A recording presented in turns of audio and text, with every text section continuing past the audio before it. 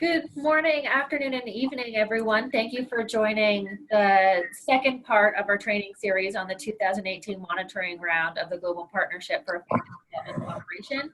Just really quickly on using the platform, you should be able to see a presentation. This is what we'll be going through.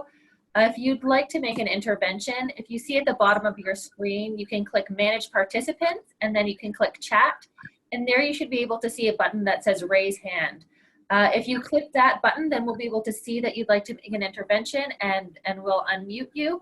Otherwise, you can also click into the chat box and ask questions that way throughout the presentation, and then we'll address those at the end. So now I'll just hand over to Alejandro. Welcome everybody again. And for those of you that couldn't join us in yesterday's session, we just wanted to start by saying that this will be available next week online as a video that you can watch at any time. We will make sure that you know about this. Also that yesterday we discussed that the need to have translations of materials and videos, etc., into French, Spanish, and other languages. Just wanted to reemphasize that as we move into having training videos and all the guides and other materials, that will be available also in the other languages as well. For those of you that are less comfortable with English.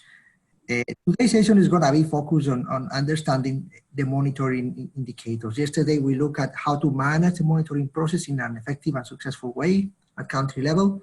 And today is focusing on giving you a quick overview of all the 10 indicators and what they mean, what they are important, what are captured, how you calculate that, what inputs do you need from different actors. On that regard, I'm going to pass the word to my colleague Yuko, who is going to give us a first view of the indicators and how they fit together in measuring effectiveness of development cooperation. Thank you very much. Good morning, good afternoon, good evening, everybody. And then for the first slide, I just want to first of all recap in terms of the global partnership monitoring indicators, what it actually does in terms of sort of supporting the multi-stakeholder quality and effectiveness of the development cooperation. So first of all, the principles of effective development cooperation guide the collective action by all to make sure development cooperation is used as effectively as possible, and doing so in a way that draws on many partners as possible to deliver the long-lasting results. So with that, the global partnership monitoring tracks progress on effective development cooperations, particularly monitoring the ways in which cooperation is delivered in a way, enabling countries to deliver long-lasting results in a way that strengthens the country development planning, programming, implementation process, essentially the ownership, and in a way that strengthens the inclusivity and the quality, mutual accountability of partnerships, and the degree of information on development efforts are transparently and publicly shared. So this table broadly outlined a set of specific indicators alongside of relevant principles. It also outlines which indicators data to be reported by governments, by development partners, by civil society organization, private sector, and which of the indicators that would be sourced also from a global a data source. But for each of them, we will go a little bit more for each of the indicators that talks specifically about how the measurement approach and what are the kind of things that are being looked at in each of the indicator. So with that, Alejandro, I think you're going to take us through in terms of some of the reporting tools to begin with, and then going into a specific indicator. Yes, thank you. As you can see in the right side of the slide, there is a variety of responsibilities. Now you'll see that some indicators require input from development partners, some require input from other stakeholders, some are reported only by the government. And to facilitate all this process of like reporting your responses to the different indicators or collecting information from other partners, we have prepared a very, very simple user-friendly Excel tool, which allows you to navigate it almost like a website. You click on the buttons and it takes you to the different indicators. It contains explanations, instructions, the guidance that you may need. And And maybe the first thing we recommend to do as you start the monitoring round is going to this tab called Development Partners and select them from, list them as many as you have in the country, bilateral, multilateral development partners, funds, and other actors. The list there is quite comprehensive. If you don't identify your development partner name in that list where it says please select, you can type it in the right-hand side too as well, and it will appear. That's very good practice because then their names will appear across the other indicators where they are expected to input data to you, to share data with the government. As you, for example, this is an indicator of the development partner Excel that you will share with them that contains explanations for them on how to report to the government. And here is, for example, where they report on how well these projects and programs they have in the country are aligned with national priorities, with indicators of the government and the priorities of the government. And that would be something that you will then, this part in blue, to collect, copy and paste in the other Excel, in the country Excel, and easily get all the information together without the, maybe for those that participate in the last monitoring round, the cumbersome process of manually inputting the information. Same for the government, the country Excel. It'll be an easy way to go through the different questions and selecting the response that applies to the country situation. This is the Excel tool. This will become available hopefully next week in English, and then in the following days also in French and Spanish, and hopefully also in Arabic. And this will be a tool that that you'll see quickly that it makes your life quite easier in managing this monitoring process. So we can discuss at the end about the tool if you have questions, etc. But we move now to look at the 10 indicators, and we're going to start with the ones that relate to focusing on results, alignment to national priorities, etc. So historically in the Paris Declaration, in the Busan Partnership Agreement, and more recently in the Nairobi Accord document, and in the Agenda 2030 and the context in which we are of the SDGs, countries have been for a long time planning for results, and the last monitoring rounds showed that 99% of the countries had like national results frameworks and planning tools that were able to identify their priorities, etc.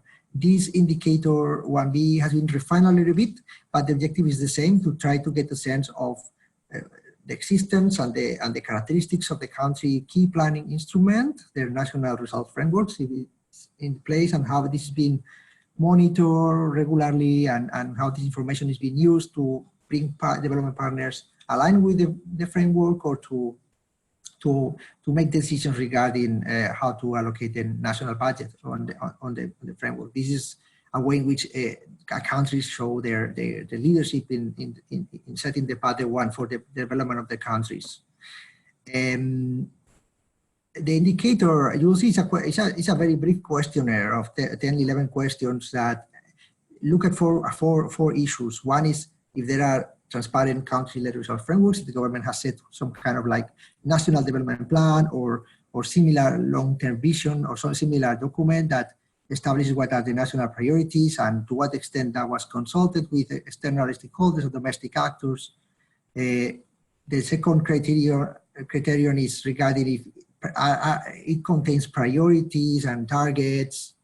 It not necessarily may contain information on the SDGs or maybe a narrative on it, but maybe it's the case, and this is also accounted for, although it doesn't go against any country because it's an ongoing process for every country in the world.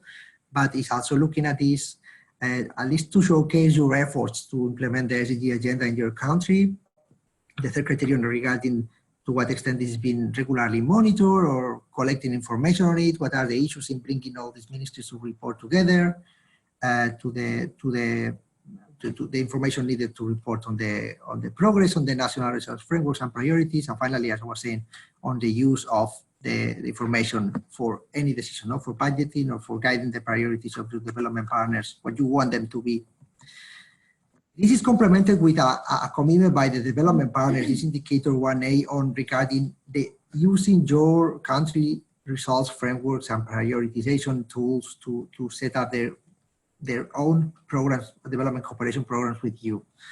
This is an SDG target 1715 that where all countries in the world committed to respect each country's own leadership and policy space to set their poverty reduction strategies or development strategies. Therefore, there is an expectation that every country that provides development cooperation to other countries does that in a way that aligns with the priorities of partner countries, that ensures their local ownership, that doesn't create additional layers of monitoring and reporting, which are different from what the government needs in terms of data.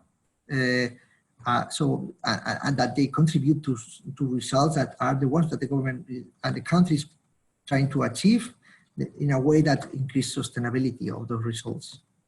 This is assessed in two levels in this time. For those of you that may have been participating in the last monitoring round, we were only looking at the bottom part back then, at the project level information. We were looking, if you remember, to a set of projects, development partners in your country were reporting on those projects, and they were indicating whether the objective was aligned with the government plan or strategy, and whether the indicators that they have set for the project and results were actually indicators that the government is also pursuing, and they are in the strategy of the government, and same for the last part. If the monitoring systems, the collecting information for those projects and evaluating those projects was a process that actually involved the government and used government statistics, monitoring systems, data, etc., or it was creating an additional layer of monitoring and evaluation that wasn't really aligned with the domestic and local monitoring. This indicator, as it was before, this orange part was a limitation that was not looking at the strategic level. And many of you say, but we also want to know to what extent their strategies and country strategies, partnership documents, etc., with our country, set priority areas, sectors of work, etc., that are aligned with have been jointly identified with us as government. And in that, and same for results, and same for the monitoring and evaluation around this strategy. So this is also a complementary information that this time around your development partners are going to be sending to you, so you have a sense to what extent they develop strategies and to what extent actually they involve the government in leading how these strategies are set and what are the priorities areas that are being targeted by the strategies of your partners. I think I just covered this quite quickly, so maybe I don't need to read all the materials in these slides that we are preparing. We have prepared them so you can take them afterwards and maybe consult them. They have much more detail of what I'm going to be telling, but I think it can be useful also to share with colleagues and others that may be participating in this monitoring round, so they have all the details that they are needed. Just to maybe important, at the project level, we have decided to reduce the number of projects that are needed. We noticed in doing analysis after the monitoring round in 2016 that by having all partners reporting on a maximum of 6 projects, the largest projects, that was enough to get a representative sample of what they are contributing. But as many of you also mentioned, the threshold of 1 million to decide which projects to select, we were saying you have to select projects but above 1 million. Actually, we have also lowered that to 100,000. Many development partners have a smaller type of projects. They are not as big as 1 million. So that's going to give you 2 things. It won't be as cumbersome for your development partners to report on this indicator, but on the other side, many of them will report this time because in the past, smaller development partners weren't reporting because they don't have this big, more than 1 million type of projects. So I'll move to the next indicator that is also, if you think we are looking at how well your partners are aligned to your national priorities and as stipulated in your national planning documents. Now we're going to move to understand how well do they deliver in ways that strengthen your ownership of their development cooperation programs. And one first step on this process is that when they commit to deliver some funding for this year, at the beginning of the year, that funding is also what they actually dispersed at the end of the year. So that's the annual predictability of the development cooperation. So you are expecting some funding to come that actually 100% of it has been delivered at the end of the year. That's a good practice that helps you as government to have a better control of what funds are coming and plan your own activities accordingly around it, right? The indicator it has been calculated since 2005 in many countries, and basically is trying to look at what I was saying, how well development partners provide predictable information to their partner governments. It's calculated in a very easy way. Your development partners are being asked to indicate to you what has been scheduled for disbursement to the public sector, to government and other public sector entities at the beginning of the year, and how much of that has been disbursed by the end of the year. This is also information that they regularly collect by themselves for their own systems of reporting. So normally it's quite easily available also for you, and can be contrasted with external sources. But being predictable within a perspective of 1 year is not enough. If you as government want to have control of development cooperation and control the capacity to manage strategically all the support you receive from the different development cooperation partners, you need to know what are their plans for the medium term. And that means in our case, at least to have information on what they plan to dispersed in the country as development cooperation financing for 1 year, 2 years, 3 years ahead. It's measured in a simple way. It could have been made much more complicated, but the way in which it's measured is asking you as government, this is an indicator that you can report directly, whether that part, you have information in your systems regarding that partner's plans to disburse in your country. Maybe the partner has shared information in written form, in electronic records or emails, or maybe it's through data systems, or maybe through your aid management system. Maybe it was contained in the country strategy or partnership document or memorandum of understanding that they agree with you. You need to be, if you need to know, to indicate that this development partner is predictable at 1, 2, 3 years ahead, you need to be able to say, do I have information what they plan to disburse for 2019 to 2020, 2021. If you cannot find it anywhere, it's because you don't really have this information. Therefore, it's very difficult for you to manage, to plan around that expected support. And that's what this indicator is measuring. This is the next indicator is quite related to the previous one. And if you think on your own budget process, at the beginning, as your fiscal year is finishing, many ministries of finance, budget, plan, etc., are preparing their next year budget. And for that, they need inputs on what are the expected revenues or support that the country is going to receive for the next year. If that information, our previous indicator 5P, medium-term predictability, is not available for you in your systems, you cannot prepare a budget that reflects the expected inputs from development cooperation. Therefore, 5B and 6 are quite linked, and actually the indicator is calculated in that way. So if we go back for a minute to the beginning, we have requested in that point number 1 to development partners how much you were scheduling to disburse for this year, right? So this indicator 6 is basically looking at if the development partner was scheduling to disburse 100 or 200, whatever, how much of that is recorded in the annual budget that was submitted to Parliament? Why is it important? Because then it becomes country-owned in reality. Parliament or the legislature or Congress has a view of what's coming into the country, can have an accountability function, but also it helps the government in planning programs and projects and policies with accounting with support from development partners, and that can be reflected in the budget that improves the credibility of the budget, the management of the budget, etc. So it's very important for national ownership and for transparency purposes that the information that you need from your development partners on the plans for the next year come on time for your own budgeting process, so that then the government can reflect that in some part of the budget. As I was saying, this is just the share of development cooperation funding recorded on the partner country's annual budget divided by the development partner's scheduled disbursement.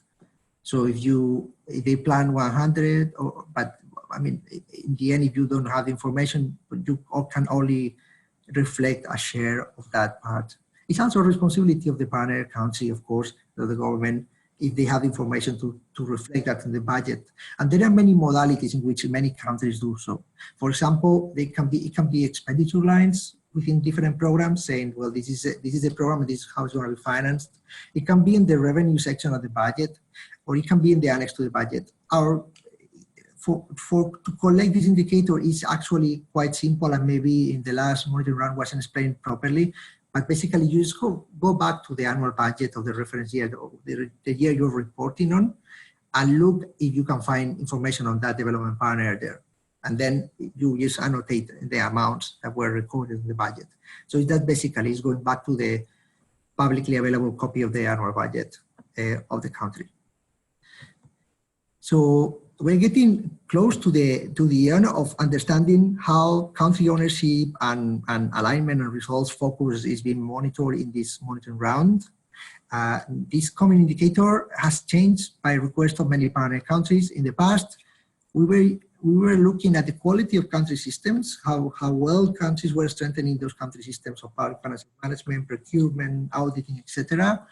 In using this World Bank indicator called CPIA, Country Institutional Policy Assessment, that was a little bit questioned for many reasons, including that it doesn't give you like disaggregation, a sense, it doesn't change much as the indicator.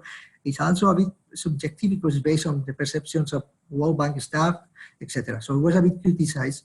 And we have replaced that by another measure which many countries in the world actually already have the information for, which is this called PEFA assessments, public expenditure and financial assessments, and that many countries have carried in the last 10 years, 1, 2, 3, even three of these assessments, which are objective, which are publicly available. So we don't want to create any more burden to governments by calculating this indicator, just pulling back the information which is available already on this. And it's not about all the PEFA assessment. This is an assessment that typically has like 31 indicators, colleagues can correct me, but it has a long report attached to it. We don't look at that to understand the basics of what is the average quality of public financial management systems in a country. We're just looking at these 9 dimensions down there. Some of them relate to the budget, right? How much it deviates every year from what it was budgeted, how it's constructed, what is the budget classification, if it's accessible, etc. And some other indicators related to procurement methods and coverage. These basic 9 indicators that are there, or dimensions, are available in these PEFA assessments. And in the Excel tool, when you go there, you just select your name of your country and it will pull out all the information which is already publicly available. In case that what this indicator measures is not the current situation, like let's say it's very good or very bad, but it looks at the trend, if it's improving over time, which is maybe most important. Some countries say in the past, okay, we are making progress, but because we are starting from a lower situation, from a more difficult context, our partners don't want to use our country systems to deliver development cooperation. And the way we are phrasing the indicators differently, because looking at, if you are making improvements, that has to be acknowledged in terms of like how much your partners are trusting the systems to be used and support them and increase the strength of the systems by using them. So that's a little bit the conceptual change that I think it was very appreciated during the consultation process to refine this indicator.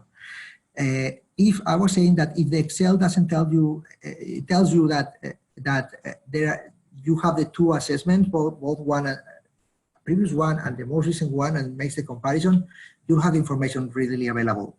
If for any reason one of the 2 assessments has been declared confidential, and that is an ability of any government carrying out a PEFA assessment, then you have the option to ask the budget officers or the budget office if they will be willing at least to release these 9 dimensions or make public these 9 dimensions, and they will allow you to compare over time. Otherwise, whatever PEFA assessment is available will be your baseline situation, I guess, for the next monitoring round to compare.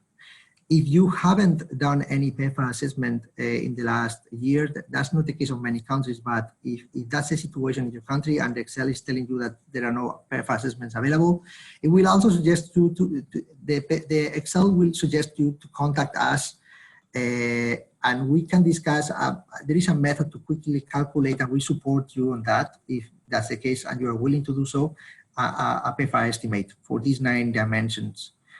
This has been also agreed and with the PEFA Secretariat, and they are also willing to support in this process and support us in doing this check and help you calculate these indicators if needed. So why is important the quality of countries' public financial management systems? Because there has been always in the aid effectiveness agenda and the development cooperation effectiveness agenda a commitment by development partners to increase the use of country public financial management and procurement systems, what is called country systems. Why is this important? Because if you deliver funds through the government's own norms, procedures, systems to the national treasury and uses the national processes for procurement, for financial reporting and auditing, you are gaining a lot of country ownership of the program, of the development cooperation program, as well as a lot of efficiencies in trying to avoid multiple different policies. For aid managers, it's quite complicated to have to, if they have 14 or 17 or 20 development partners, to have to adapt or learn all the different procurement and financial reporting and budgeting and auditing policies and norms of all these different partners at the same time. So this actually increases the long-term sustainability of development efforts and efficiencies of the aid delivery. So it's quite important. And your development partners are asked in the Excel tool to give you information on how much of what they disbursed to the public sector in the country was using your norms for budget execution, financial reporting, auditing, and procurement. Typically, procurement is less used than the others. Progress is a bit slow in this area, but we have seen that at least, for example, emerging donors and multilaterals are increasingly use more systems, and that's a good news. But we need to continue tracking this and keeping the conversation going on how to link better these two parts of the story and increase the use of country systems. Finally, that will be my last indicator for the day. It's about Untied aid. This is an indicator which is available for all the bilateral development partners that sit in the Development Assistance Committee in the DAC here in the OECD. And it's calculated here in-house. It's data available. It calculates for each country, each donor calculates how much of the funding that was provided to this country they didn't tie it to buying services and goods and services from their own donor country. So imagine I'm from Spain. If the Spanish aid agency provides funding to a country, that doesn't impose conditions like you need to hire Spanish consultants or buy Spanish goods with this money. But it opens up to anyone that can bid in this process. Why this is important is because studies show that when you tied aid, the cost that you had to pay for the same services is 30%, up to 30% higher. So by untying aid, donors or development partners actually add more value for money for what they are providing. And also for countries, it's very helpful because they get more value for the support they are getting. And second, as they, for example, local or country consultants or providers or firms or goods are purchased with these development cooperation funds, is increasing the amount of quality of local markets that are fostered by this development cooperation funding coming into the country. So it has these multiple benefits. This indicator in the past, it was just provided at the end of the monitoring process. This time around, we have changed completely the approach. In the Excel, you just select your country and you'll have information disaggregated by development partner for all these, for all the development partners that have a program in your country. What's the share of the untied aid that they have? As we want your perspectives on this is a complementary part. For each of them, you are able to comment and provide remarks regarding what do you see the issues regarding the level of untied aid of different development partners, what are the constraints you observe, whatever commentary, complementary information you want to share on the different levels of untied aid of your development partners, you will be able to do so in the tool. So we really appreciate and welcome very much these kind of comments and remarks. So we're gonna move to my colleague Sibeli Seska, who's gonna introduce us to the principle of inclusive partnership. Hi, hello everyone. I will introduce two indicators now, and these following two indicators, they are slightly different from the ones that we have seen until now with Alejandro, mainly because they involve a consultation with other actors, other domestic actors in your country. So the first one is indicator 2, which is civil society operates within an environment that maximizes its engagement and in contribution to development. This indicator assesses basically two things. The first one, it looks at whether civil society organizations are actually implementing effectiveness principles in their own operations themselves. And the second thing that it assesses is whether the environment where the civil society, non-governmental organizations operate is an environment that enables their participation and their contribution to sustainable development. So it looks at these two things, and these things are very important because if civil society operates effectively, their contribution is much higher. And also if there are policies and mechanisms in place that allow them to contribute, to participate, the impact in development is also more important. So how is this measured? It is measured via a questionnaire. So there's a questionnaire that is answered by partner governments, by you, in consultation with focal points from civil society organizations and also from development partners. Ideally, people who can convey representative views of these two different groups. The best way, the way that this is usually done, is that you invite these focal points for a meeting where you can discuss in a constructive way the different questions from the questionnaire. So in this meeting, you would invite in ideally one representative, one focal point from civil society organizations, and another focal point who could bring the views of the development partners. To facilitate this process, we can, if you have already existing platforms for dialogue with civil society, you can use these opportunities to discuss this. If you don't have this in place yet, we can also facilitate some contacts via the Global Partnership Group of Civil Society Organizations. We can offer you some contacts in the country for focal points that you can invite for these meetings in case you don't have already something in place. The way the indicator is measured, the indicator is constructed, it's based on 4 modules. So the first module is about space for dialogue, for CSO dialogue on development. So are the civil society organizations consulted? Are these consultations actually used? The results of these consultations, are they actually used? On the module on CSO development effectiveness, the questions look at whether CSO, civil society organizations are coordinated themselves, whether they have networks or platforms that facilitate their collaboration with you, and also whether they follow international principles or standards for human rights, for example.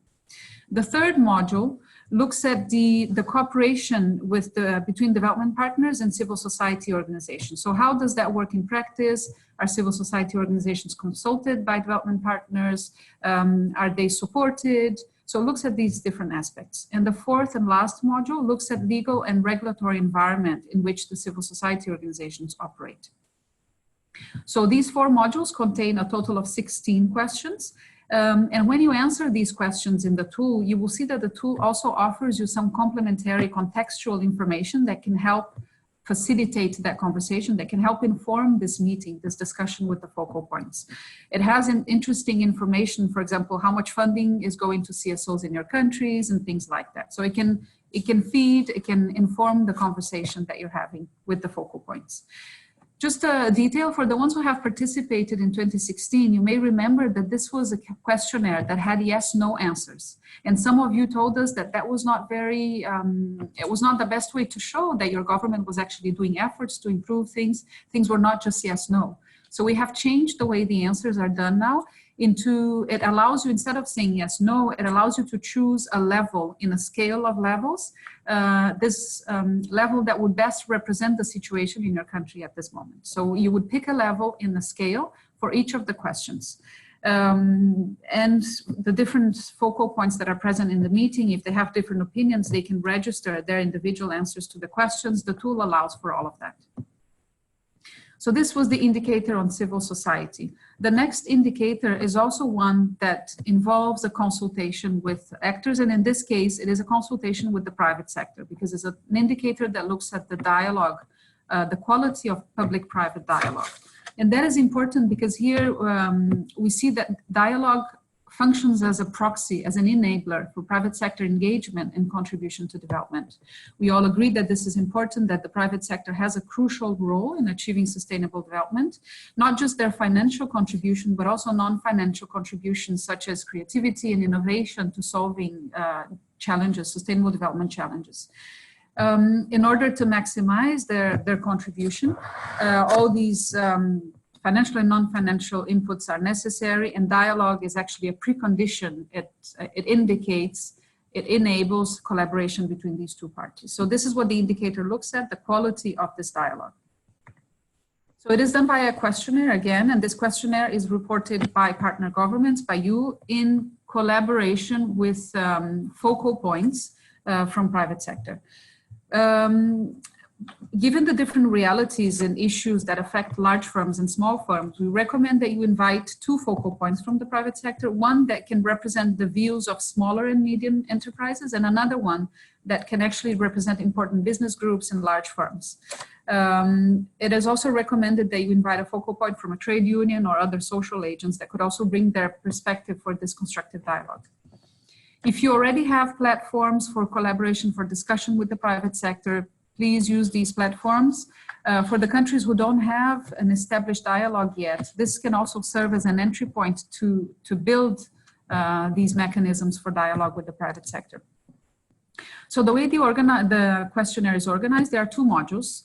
The first module is a joint assessment where there's a list of different issues, issue areas that are usually addressed and discussed in existing dialogue in the country. So you would, together with your private sector focal points, you would select the different issue areas that have been discussed in conversations between the public and the private sector in the past 3 years. And then the second module, it looks more at the quality of these different dialogues and experiences that have taken place in the country in the last 3 years. And it does that by 6 questions, which address different enablers of quality of public and private dialogue. So whether there's trust and willingness to engage, whether there's coordination capacity, if these dialogues are inclusive, if they're relevant, if they're producing results, and if they're actually leading to joint action.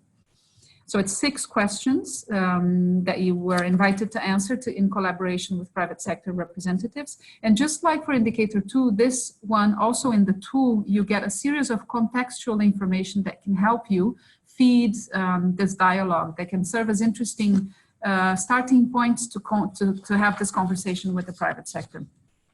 And again, here, there will be opportunities for the different actors to input their answers. And just like indicator 2, you have also told us, some of you told us that yes, no answers were not the best way to show the effort that are being done.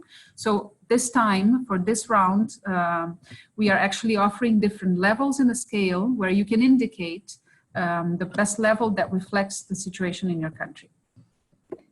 Yeah, I'll pass it on to my colleague Yuko now. Okay, thank you very much. Now, I will be covering 2 indicators. The first one is looking at the transparency. This indicator looks at the extent to which development partners are making information on development cooperation publicly accessible and in line with the Busan transparency commitment requirements. I don't think we need to actually go again in terms of the importance of the transparency, but information, so having, government having an access to information on the resources that are coming through development cooperation can really be enabling countries to be able to do a much more strategic planning, budgeting, execution, monitoring, evaluation, also facilitating in a way unlocking potentially large efficiency gain by improving the allocation of the resources as well. So I would then be sort of looking at in terms of what this, the ways in which that this indicator is measured. Now, the assessment will be undertaken based on the data that is already collected from an existing source of information, namely the OECD credit reporting system OECD Forward Spending Survey, and then also the International Aid Transparency Initiatives. And this approach remains the same in terms of 2016 monitoring that we have undertaken this global reporting exercise. The dimensions that are looked at in this indicator is comprehensiveness, timeliness, accuracy, and publicly accessibility, and also the forward-looking nature of the information that are available, that are reported from various development partners to those three existing sources of information. Now, during this monitoring round, we are actually introducing a commentary sort of module at the country level. Development partner countries are actually encouraged to answer some of those module questions, because we have had in the past that globally available information, the much more sort of a drive to the transparency at the global level hasn't really effectively translated in terms of the availability and visibility of the information on development cooperation at the country level. So the commentary module would be looking at that the existence to, or the extent to which information development cooperation is capturing countries' aid information management system or any kind of tracking systems on development cooperation. And some of the questions being asked in the module include which of the partners whose information is reported, available in the country management information system, which of the management information system or tracking systems that are being used by the government to collect or to be reported in terms of the information on development cooperation, and whether these information included in the system is publicly available, and then also looking at the types of information that are available through this existing tracking information systems. I will then go into the indicators that looks at the mutual accountability. Now, this indicator measure whether countries have established inclusive mutual assessment review. And this is based on the notion that the mutual assessments, when regular, results-oriented, transparent, and inclusive of all development actors, can actually help enhance the mutual accountability mechanisms at the country level, and in turn creating incentives for partners and actors to improve the way of working together and increasing their development effectiveness. How this is being measured is at the country level through a questionnaire. And also just to note on countries that have participated in the most recent UN Development Cooperation Forum's accountability survey can and are encouraged to draw on their reports or the processes in order to engage and report on this particular indicator. The indicator measures inclusive mutual assessment review characterized by the 5 dimensions. The first one being the existence of a policy frameworks that define the country development cooperation priorities and partnerships. The second one is the existing of the specific country level targets for effective development cooperation for the governments and for the various development partners. The thirdly, the existence or the extent of joint regular assessment of development cooperation taking place at a very senior level, and the existence or the extent of inclusiveness of that mutual assessment that's taking place at the country level, and whether that the results of those mutual reviews are publicly available or not.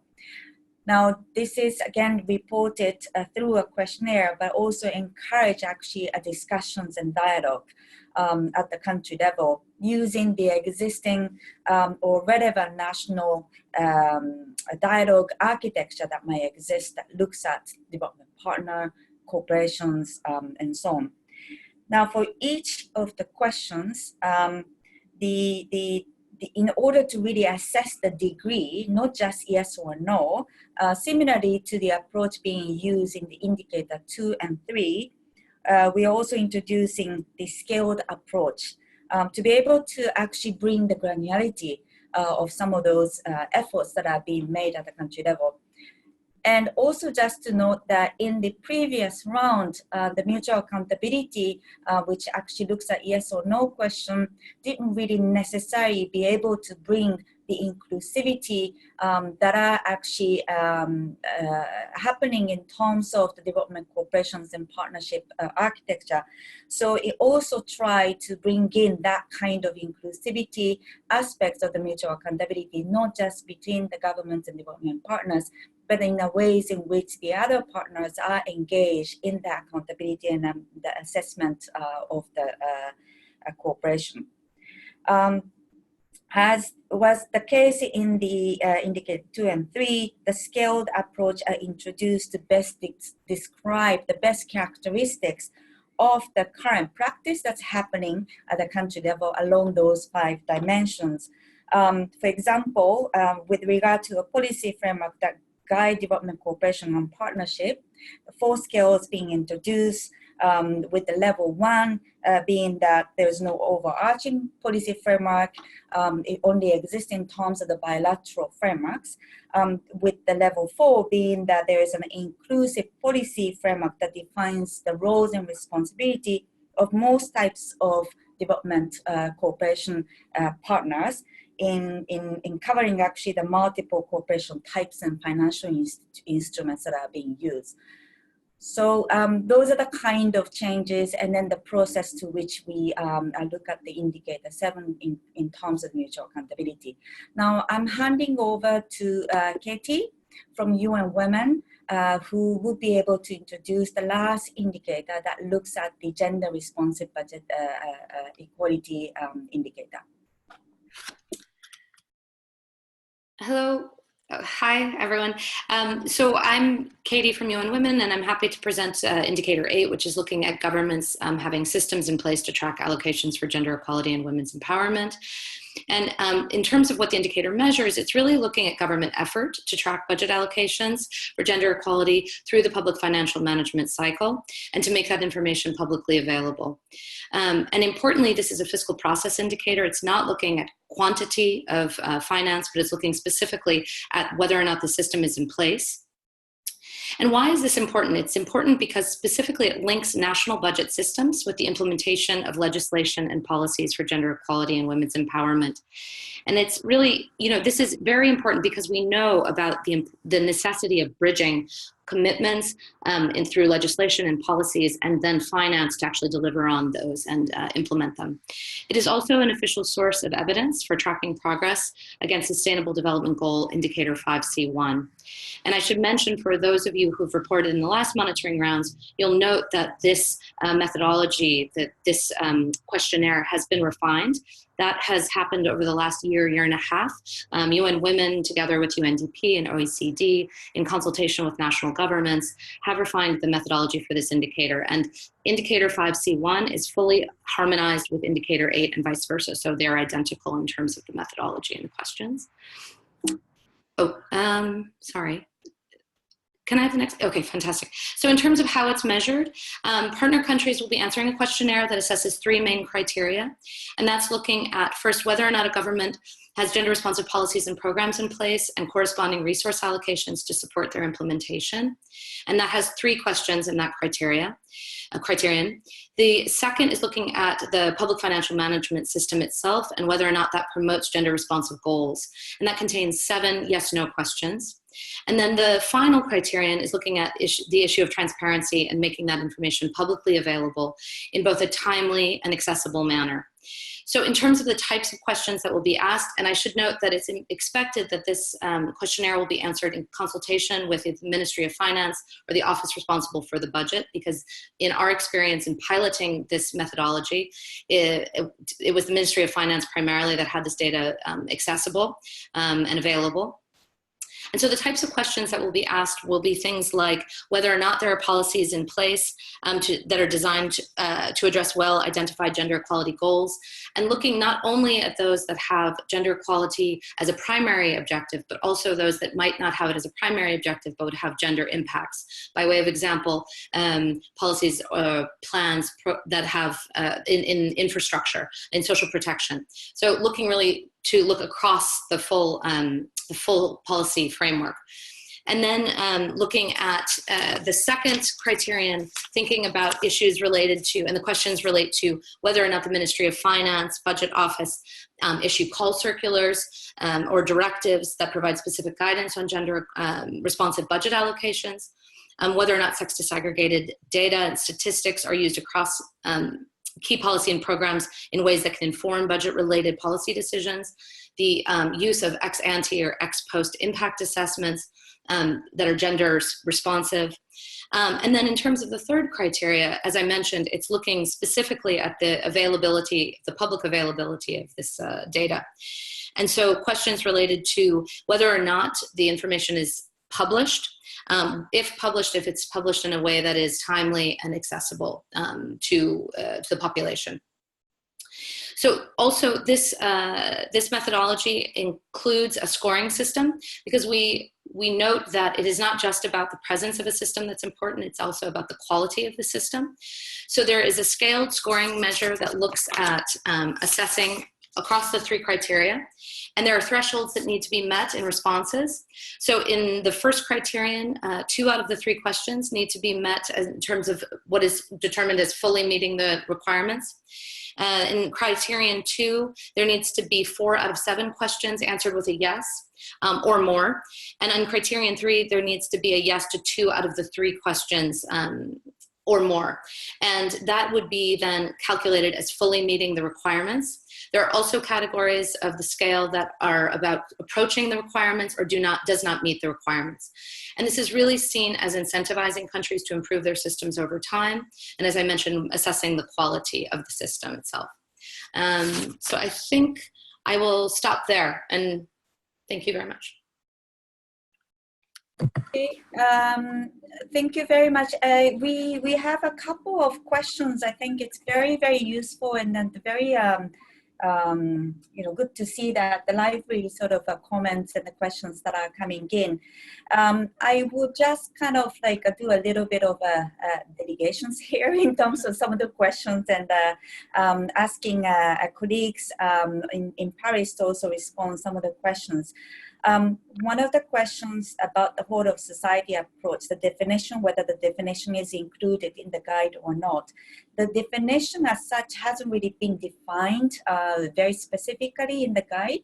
However, the whole of society approach that are being sort of the heart of the SDG agenda basically is reflecting the paradigm shift from the MDG to the SDG that doesn't actually move away from the importance, the centrality of the country government leadership.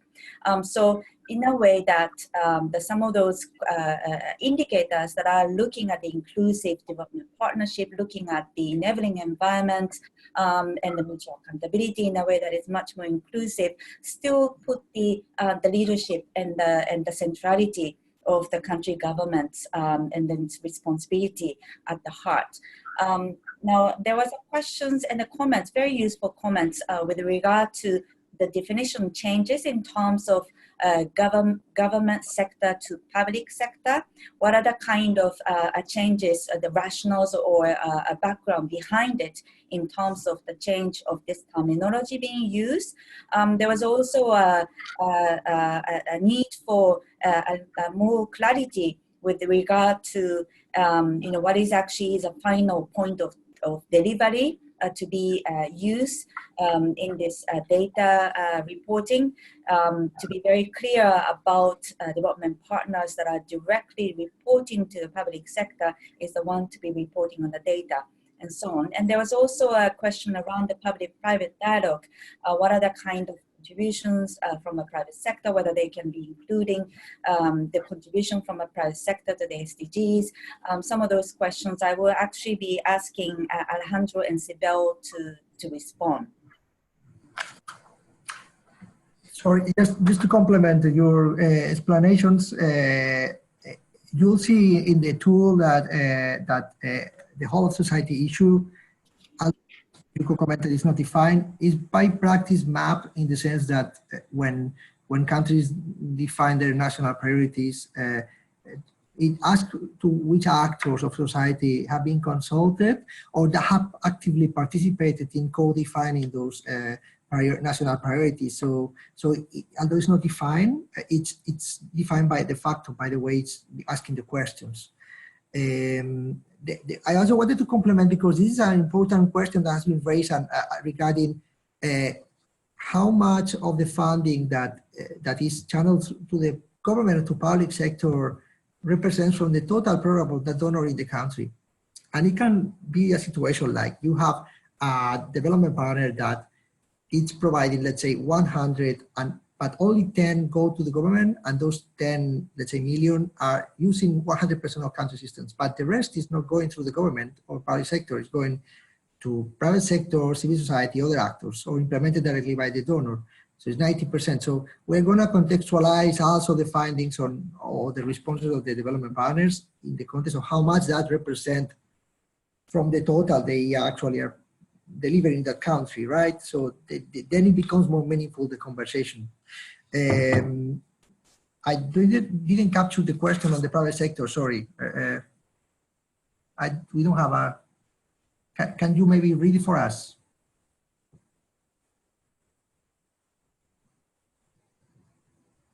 Sorry. So the question or the comment rather is that there's a need to explain and emphasize the changes in terminology. The government sector was used and was important to identify the portion of the ODA to be used in calculating some of the indicators.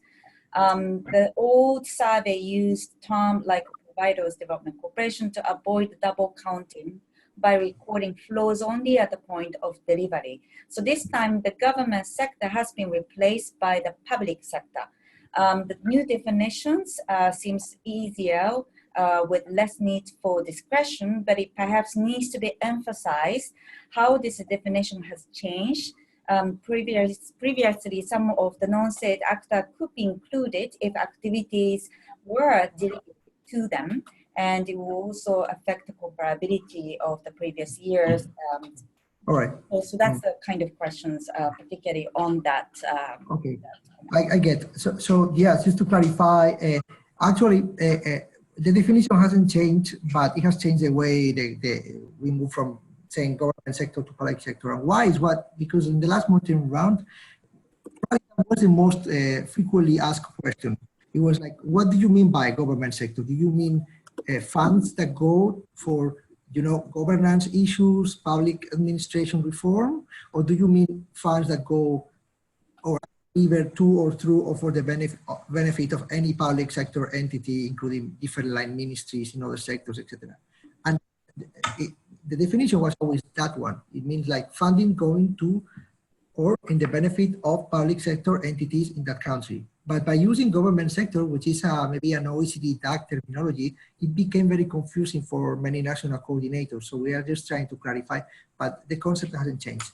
And the second point, also very important, which is we haven't changed also the fact that what we are facing in this monitoring process is not what who is the origin of the funds, but which agency is delivering the funds and the way in which is delivering the funds according to the effectiveness principles.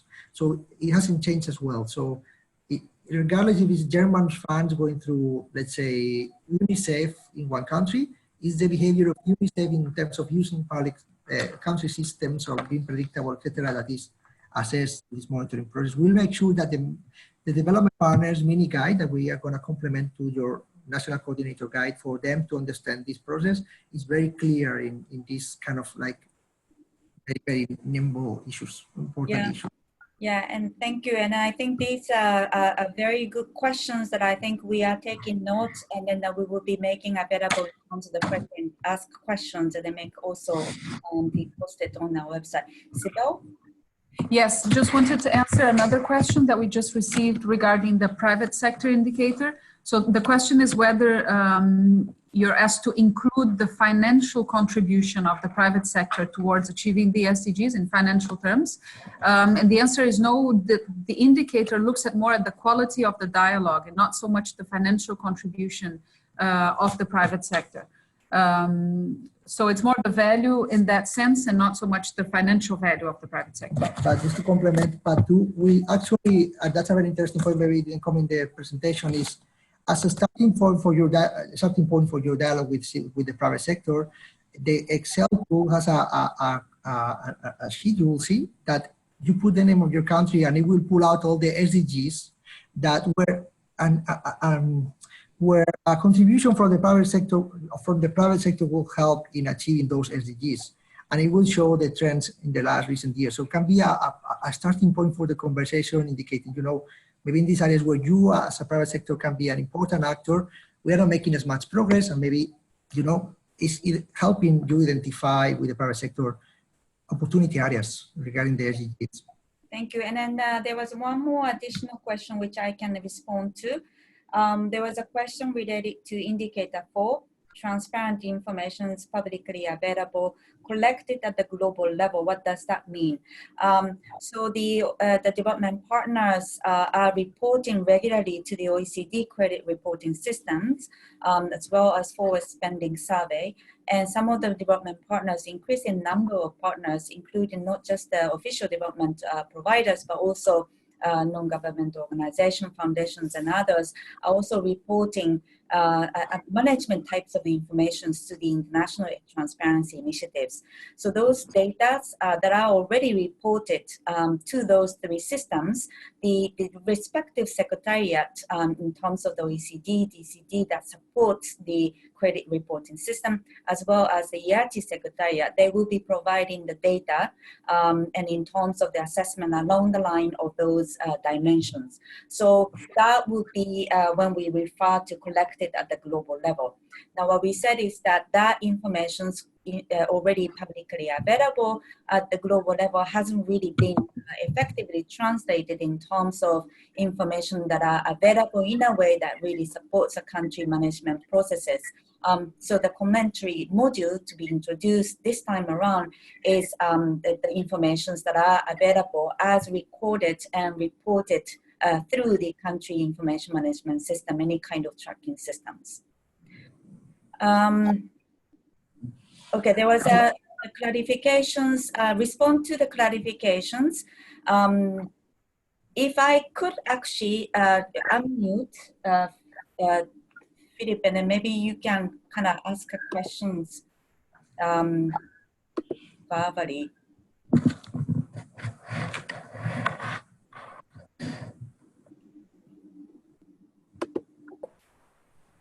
Hello. Yep, we can hear you. Great. Hi, Yuko. Hello, everyone. Hi. Yeah, one of the issues which has often caused some misunderstanding and confusion in Cambodia is this government sector issue. So when we met to discuss it earlier this week, it was something we looked at quite closely for clarification, and we were very pleased to get the monitoring guide yesterday. If you look at page 55, for the definition of the public sector, it explicitly excludes civil society organizations. That's in the second box. And because I'm a nerd, I went back to look at the previous guideline for the last monitoring survey. I'm looking at page 39 of the questions and definitions in the last monitoring guideline. NGOs could be included in the government sector. It says this includes works, goods or services that are delegated or subcontracted by the government to NGOs, semi-autonomous government agencies and private companies. This caused us a lot of confusion because it wasn't clear when NGOs were working in the health sector on activities which were well aligned with the National Health Plan, for example, but weren't necessarily fully delegated. There weren't necessarily contracts with government, but they had been contracted by donors to perform works and services, which were clearly part of the government sector plan. So it was always a bit of a grey area for us. So we were very pleased to see this redefinition of the public sector, which excludes funds which may go to civil society organizations in the definition. And it was a helpful clarification for us, but I feel it's important to emphasize that this is a real definitional change rather than just a change of title from public sector or to public sector from the government sector. I hope that's clear. Yeah. Yeah, it is clear, and reading again that we actually, yes, refined the definition just to, because we perceived the previous one, as you mentioned, had a level of ambiguity that then allowed excluding or including funds that weren't supposed to be there, as you mentioned. So I hope this time around this clarifies also the way. Yeah, it's a lot simpler now. We certainly appreciate that change. Thank you. I think it's important to emphasize, perhaps for some of the other countries, because this was a real point of controversy with some donors for us, because we were excluding quite a lot of their aid to NGOs, whereas they felt it should have been included. Okay, thank you very much. May I answer also another question coming from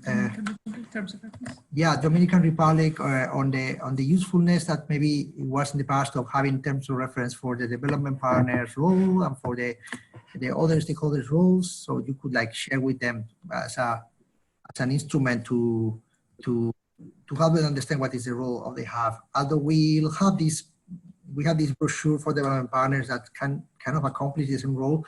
We'll make public as well terms of reference if that's useful. They haven't changed much, but if this is useful for your role as national coordinator, we'll certainly publish that in the website of the monitoring round. And I think the question also relates to whether including local governments in the monitoring round. Right. That's flexible to countries. We encourage if it's a decentralized country to bring, or in any case, to bring them to the final review, discussion on the results, validation, etc. It's an important part of inclusiveness. In some countries last monitoring round, they actually also decided to bring them into some other conversations as an actor. And that can be also interesting, maybe in the case of the Dominican Republic. And I guess also, the country context in terms of the federal systems and so on, that perhaps the local government might have a different kind of, the responsibility in terms of receiving development corporations and, doing some of those things. So I think, it is probably flexible in terms of the specific country context. But I think in this case, it would be good to actually get, which of the entities that are actually operating and receiving the corporations to be able to then report some portion of that. I think that's pretty much it in terms of some of the discussions, some of the questions that have come. And once again, we wanted to thank everybody to be available for this webinar. And I think it was really good to also hear and receive a lot of questions and the interesting sort of conversation that seems also happening through the chat box, sharing of the information and so on. Now, as we said at the beginning, the recorded webinar are also going to be made available. The different videos for each of the indicator methodology and so on will also be made available by around early August. And we also hear the need for a translated version of the guide that will also be made available in a few days or coming days.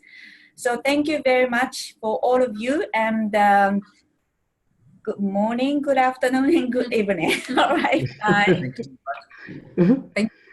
Bye. Yeah, bye.